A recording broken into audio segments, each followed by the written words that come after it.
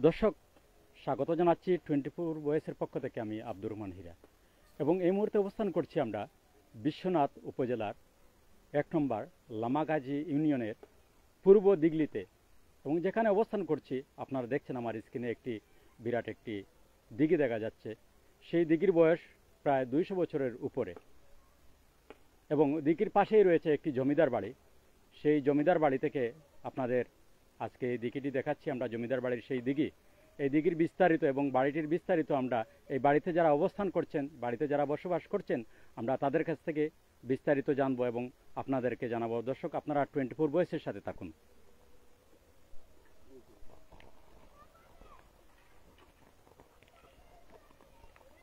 দর্শক, আপনারা দেখছেন বিরাট একটি দিঘি। এই দিঘির বয়স 200 বছরের উপরে এবং এই দিঘির পাশেই রয়েছে বিরাট বড় একটি বাড়ি, একটি জমিদার বাড়ি। আর সেই জমিদার বাড়ির এই দিঘিটি ঐতিহ্যবাহী একটি দিঘি এবং এই দিঘির অবস্থান হচ্ছে বিশ্বনাথ উপজেলার 1 নম্বর লামাকাজি ইউনিয়নের পূর্ব দিগলিতে। এই দেখুন বিরাট বড় একটি দিঘি এবং দিঘির পাশেই রয়েছে একটি বাড়ি। সেই বাড়িটি হচ্ছে একটি জমিদার বাড়ি। সেই জমিদার কে ছিলেন আমরা বিস্তারিত এখন এই জমিদার বাড়িতে যারা বসবাস করছেন আমরা তাদের কাছ থেকে বিস্তারিত জানব। দর্শক, আমরা সবসময় ইতিহাস ঐতিহ্য নিয়ে কাজ করি, তার এই ধারাবাহিকতায় আজকে আমরা আরেকটি ইতিহাস, একটি কালের সাক্ষী একটি দিঘি। দেখুন 200 বছরের উপরে সেই দিঘির বয়স। এই দেখুন দিঘির যে ঘাটটি আপনাদেরকে আমরা দেখাচ্ছি। এই ঘাট আগেকার, এই ঘাটটি দেখুন আপনারা, ঘাটটি আপনার জরাজীর্ণ অবস্থায় রয়েছে, ভেঙে গেছে ঘাটটি। বিরাট বড় একটি দিঘি। পূর্ব দিগলি, দিগলি পূর্বপাড়ায় এই দিঘির অবস্থান। দিগলি পূর্বপাড়ায় এই দিঘির অবস্থান আপনারা দেখছেন। লামাকাজি ইউনিয়নের 1 নম্বর লামাকাজি ইউনিয়নের দিগলি পূর্বপাড়ায় এই দিঘির অবস্থান এবং দিঘির পাশেই রয়েছে একটি জমিদার বাড়ি। সেই জমিদার বাড়িতে এখন কারা আছেন আমরা তাদের কাছ থেকে বিস্তারিত জানবো। তো দর্শক, আপনারা আমাদের সাথে থাকুন।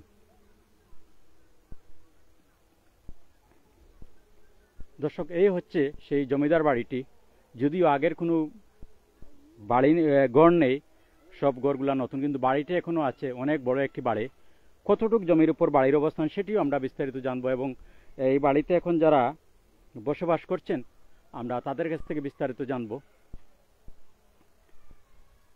দর্শক, আমরা ইতিহাস ঐতিহ্য নিয়ে কাজ করি, তার এই ধারাবাহিকতায় আজকে আমরা এই জমিদার বাড়িটির খোঁজ পেয়ে সেটির আপনাদের মাঝে এই প্রতিবেদনের মাধ্যমে আপনাদেরকে আমরা তুলে ধরেছি এই বাড়িটির অবস্থান। তো আমরা এখন বিস্তারিত আলাপ করব এই বাড়িতে যারা আছেন, এই জমিদারের উত্তরসূরিরা যারা আছেন, আমরা তার কাছ থেকে বিস্তারিত জানব।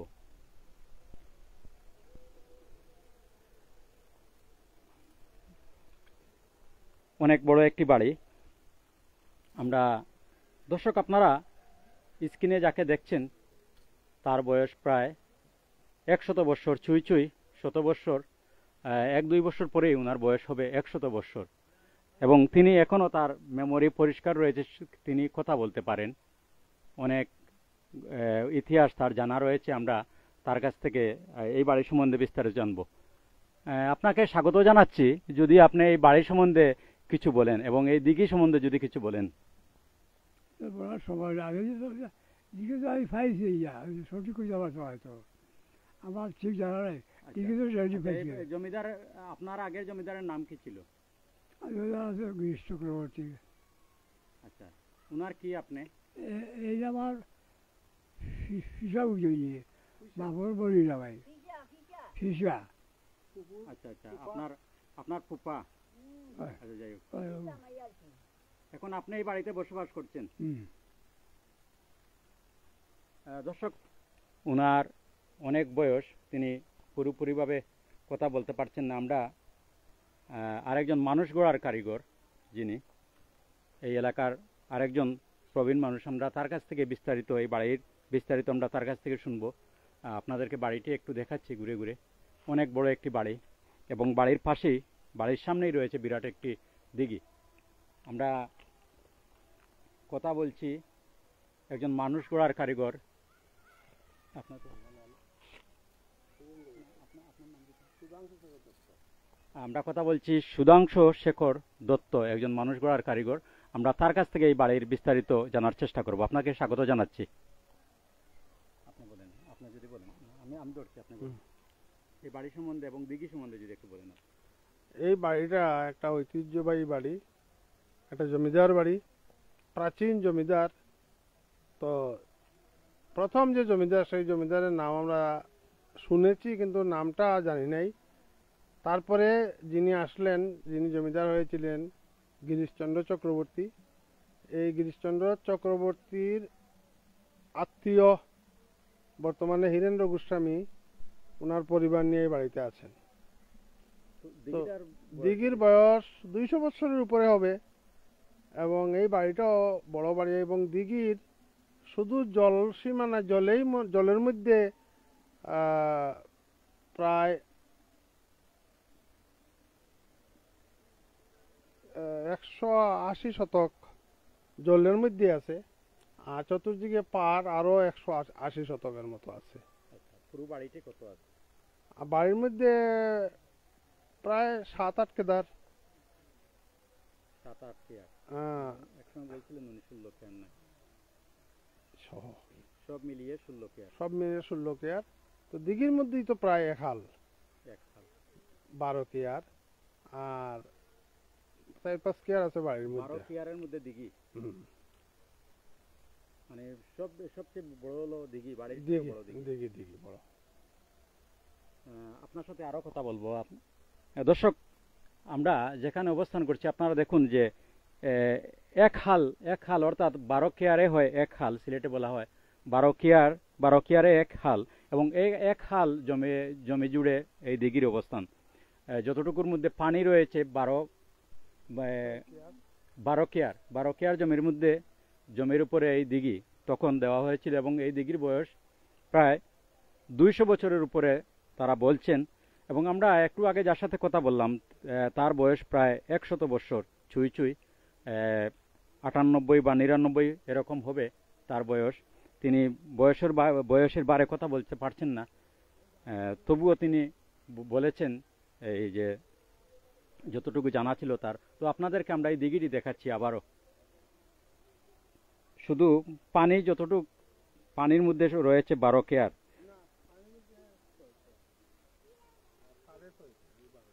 পার এবং পানি সহ 12 কেয়ার জমির মধ্যে তখন এই দিঘিটি দেওয়া হয়েছিল। পার এবং পানি সহ 12 কেয়ার জমির উপর এই দিঘিটি তখন দেওয়া হয়েছিল। এই দেখুন একটি জমিদার বাড়ি, লামাকাজি 1 নম্বর লামাকাজি ইউনিয়নের দিঘলি পূর্বপাড়ায় এই দিঘির অবস্থান। এবং আপনারা দিঘির চতুর্দিক দেখছেন, সব মিলিয়ে একটি বাড়ি, একটি জমিদার বাড়ি। 200 বছর পূর্বের এই জমিদার বাড়িটি। এবং শেষ জমিদার যিনি ছিলেন গিরিশচন্দ্র চক্রবর্তী, এবং গিরিশচন্দ্র চক্রবর্তীর উত্তরসূরিরা এখনো এই বাড়িতে বসবাস করছেন। বিশেষ করে আমরা শুধু এই দিঘিটি দেখানোর জন্যে আমরা আপনাদেরকে আজকে এই প্রতিবেদন করছি, শুধু দিঘিটি দেখানোর জন্য। আর এই দিঘির কোনো গল্প আছে কি? কথিত আছে। আর এই দিঘির যদি কোনো গল্প থাকে, যদি কথিত আছে এই দিঘিটা 7 ফুপের দিঘি। অর্থাৎ দিঘিটা যখন আমরা শুনেছি, দিঘিটা যখন খনন করা হয়েছিল তখন 7টি ফুপ দেওয়া ছিল। ফুপ মানে কুয়া, এবং এই কুয়া দিয়ে জল উঠেছিল আর কি। তো 7 ফুপের দিঘি বলে এটা পরিচিত, যার ফলে আমাদের এলাকার বিশেষ করে বৃহত্তর সিলেটের অনেক জায়গা থেকে কবিরাজরা এই দিঘির জল দিয়ে দাওয়াই তৈরি করে রোগীকে দেন এবং রোগীরা খেয়ে আরোগ্য লাভ করে। শত শত লোক প্রত্যেক দিন এই দিঘি থেকে জল নিয়ে যায়। আর এমনি এলাকার লোকজন গোসলও করেন এখানে? হ্যাঁ, গোসল করে। দিঘিটা প্রাচীন দিঘি। কি শান্ত নাকি কোনো ঘটনা আছে এদিকে? না, এমনি শান্ত, এমনি অন্য কোনো ঘটনা নেই। এই এলাকার মানুষ গোসল করেন না? গোসল করে, উন্মুক্ত সবার জন্য। উন্মুক্ত। অসংখ্য ধন্যবাদ। দর্শক, আমরা শুনলাম যে এক সময় এই দিঘির জল নিয়ে বিভিন্ন রোগের ঔষধ হিসাবে কাজ করতো। অনেক কবিরাজরা এই দিঘির জল নিতেন এবং এই দিঘি সবার জন্য, এই এলাকার সবাই এই দিঘিতে গোসল করতে পারেন, সবার জন্য উন্মুক্ত। এখনো শান্ত একটি দিঘি। দিঘির পাড় এবং দিঘি সব মিলিয়ে এক হাল জমি জুড়ে এই দিঘির অবস্থান। এই দেখুন, একটি জমিদার বাড়িতে আমরা অবস্থান করছি এবং সিলেটে অনেক অনেক জমিদার বাড়ি রয়েছে। আমরা অনেক অনেক জমিদার বাড়ির নাম এখন পর্যন্ত জানি না। আজকে আমরা এই জমিদার বাড়িটির খোঁজ পেয়েছি এবং আপনাদের মাঝে তুলে ধরেছি এই একটি জমিদার বাড়ি। প্রায় 200 বছরের উপরে এই দিঘির বয়স এবং এই দিঘি থেকে মাটি নিয়ে এই বাড়িটি তৈরি করা হয়। অনেক বড় একটি বাড়ি, এই দেখুন। আর আপনাদেরকে আবারও দেখাচ্ছি, আমাদের আজকে মূল উদ্দেশ্য হলো শুধুমাত্র এই দিঘিটি দেখানোর জন্য। এই দেখুন, অনেক বড় একটি দিঘি, অনেক বড় একটি দিঘি। বিশ্বনাথ উপজেলার 1 নম্বর লামাকাজি ইউনিয়নের দিঘলি পূর্বপাড়ায় এই দিঘির অবস্থান। এবং যারা এই বাড়িতে অবস্থান করছেন, এখন বসবাস করছেন, এই বাড়ির কর্তা যিনি, তার বয়স প্রায় 100 বৎসর।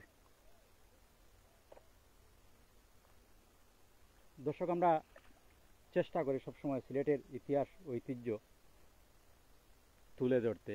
তার এই ধারাবাহিকতায় আজকে আমরা এই দিঘলি জমিদার বাড়ি থেকে গিরিশচন্দ্র চক্রবর্তী, যিনি শেষ জমিদার, সেই বাড়ি থেকে আপনাদেরকে এই দিঘিটি দেখাচ্ছি। দিঘলি পূর্বপাড়ায় এই দিঘির অবস্থান এবং এই দিঘিতে সবাই গোসল করতে পারেন, এলাকার মানুষের জন্য উন্মুক্ত। এই দেখুন, অনেক বড় একটি দিঘি এবং দিঘিটি খুব শান্ত। একসময় অনেক কবিরাজরা এই দিঘি থেকে পানি নিতেন এবং বিভিন্ন রোগের ঔষধ হিসাবে এই পানি কাজ করত, কথিত রয়েছে। এবং আমরা একজন মানুষ গড়ার কারিগর, একজন টিচার, তার কাছ থেকেও শুনলাম এই দিঘির গল্প।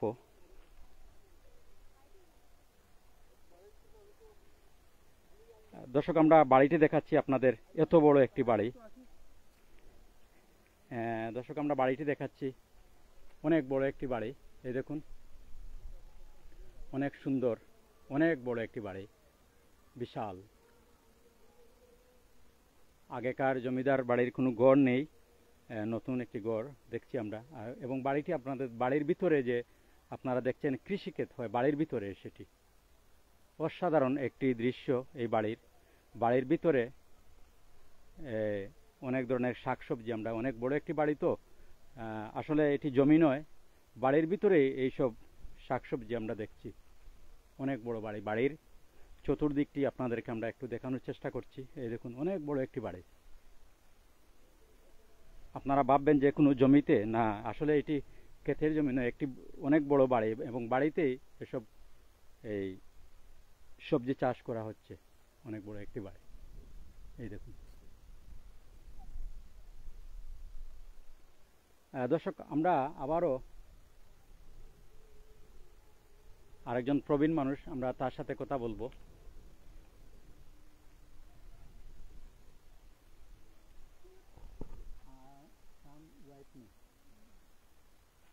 দর্শক, আমরা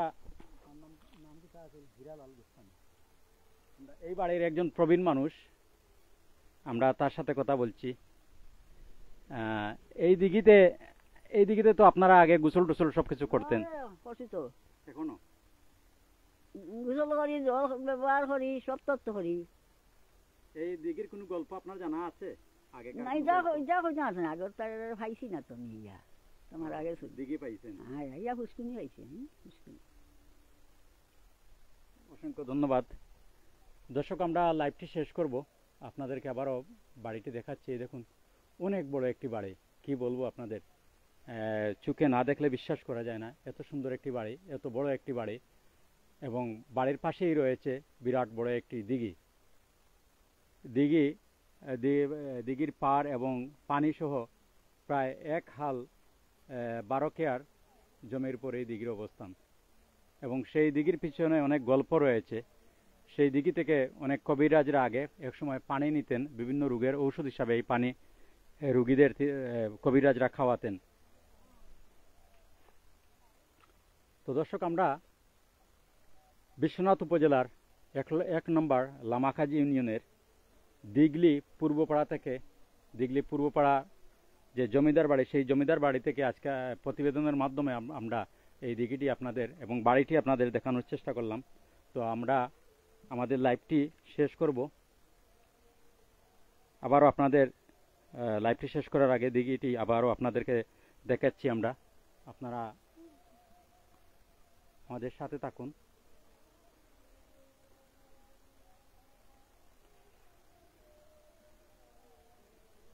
এবং এই দিঘিটি এলাকার মানুষের জন্য উন্মুক্ত, অনায়াসে সবাই গোসল করতে পারেন, পানি নিতে পারেন, সবার জন্য উন্মুক্ত সেই জমিদার বাড়ির দিঘিটি। গিরিশচন্দ্র চক্রবর্তী শেষ জমিদার যিনি ছিলেন, গিরিশচন্দ্র চক্রবর্তী।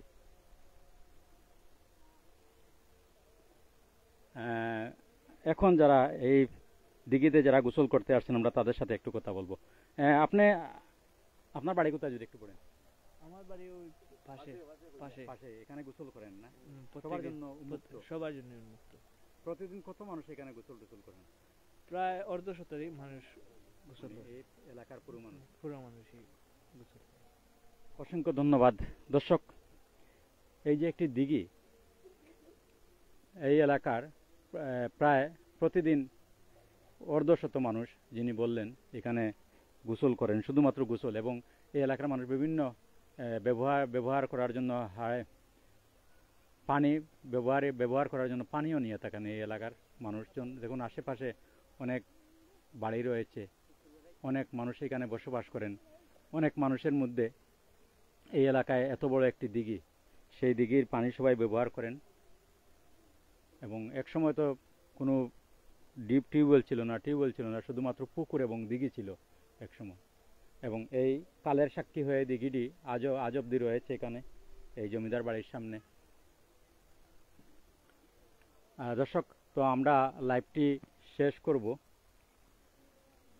আপনাদের কোনো এরকম কোনো বাড়ি অথবা কোনো দিঘি, পুরনো কোনো জিনিস যদি আপনাদের জানা থাকে, আপনাদের আশেপাশে থাকে, তাহলে কমেন্টের মাধ্যমে আমাদেরকে জানালে আমরা চেষ্টা করব সেটি নিয়ে কাজ করতে, সেই পুরনো জিনিস নিয়ে পুরনো প্রতিবেদন করতে আমরা চেষ্টা করব। দর্শক সবাই ভালো থাকুন, সুস্থ থাকুন এবং নিরাপদে থাকুন। আল্লাহ হাফেজ।